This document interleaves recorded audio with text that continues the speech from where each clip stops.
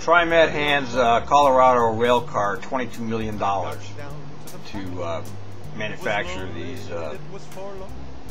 these vehicles that are going to be providing service from Wilsonville, and apparently almost $6 million of that was to stop the company from going into bankruptcy before they had delivered the vehicles.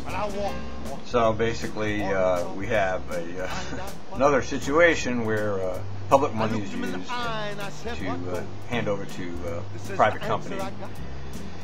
Yes, they got some cars out of the deal, but highly questionable practice of using public money without any permission from the board or the public to do something of questionable value.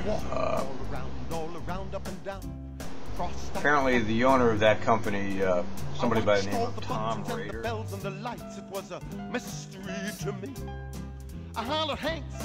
I've been reading all these articles about this company. Apparently he has a long track record of being a horrible businessman. So somebody didn't do their homework, or they didn't care, or they were just so determined to have whatever they wanted, like a spoiled child, that they went ahead anyway, because all of the literature I've read about Mr. Rader has shown that nobody in their right mind would possibly consider entering into a contract with somebody like him. I mean, even me and my little property management firm I run here in Portland, I check out those things. I guess they didn't do that, and they were talking about $22 million.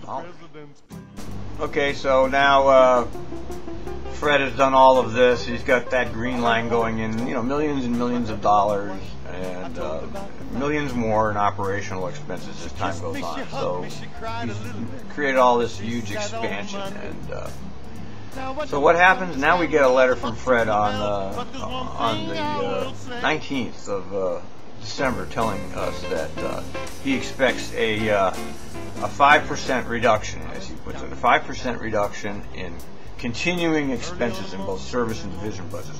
Well, first thing I would say, Fred, obviously you're going to take 5% reduction in your pay, right? That would be the example. The first thing you'd say is, I will take a 5% reduction in my pay and a 5% reduction in my staff, my expense account, etc.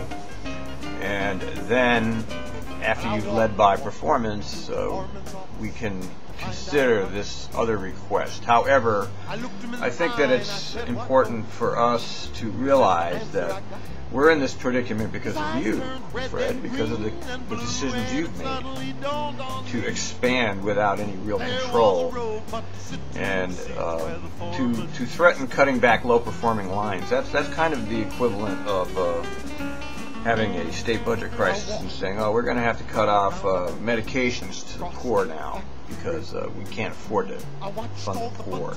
And then, of course, the poor died, which is what actually happened in Oregon. So they're going to cut off the low-performing lines, and those are the ones that are actually needed, because without those lines, those people can't get to where they need to go. Now, the high-performing lines have lots of service, and what they need is to have more service. They don't need less service. So you're robbing Peter to pay Paul, and that doesn't wash, okay? And, I don't even think you should be considering cutting any operational expenses, especially drivers. Drivers, there's no possibility of cutting drivers or mechanics or people that are involved in the actual service end, that are actually providing services to the public.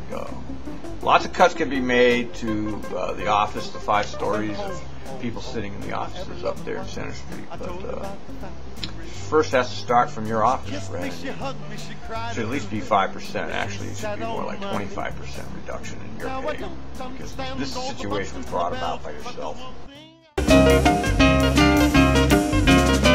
Well, I walked into the foreman's office to find out what was what.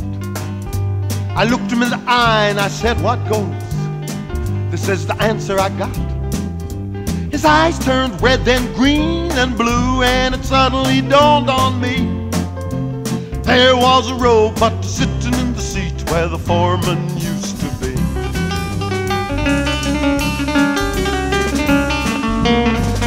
I walked all around, up and down, across that factory. I watched all the buttons and the bells and the lights. It was a mystery to me. I hollered Hank, Frank, Ike, Mike, Joe, Jack, Don, Dan, Roy, Ray, Ed, Fred, Pete. And a great big mechanical voice boomed out, all your buddies are obsolete. All your buddies are obsolete. All your buddies are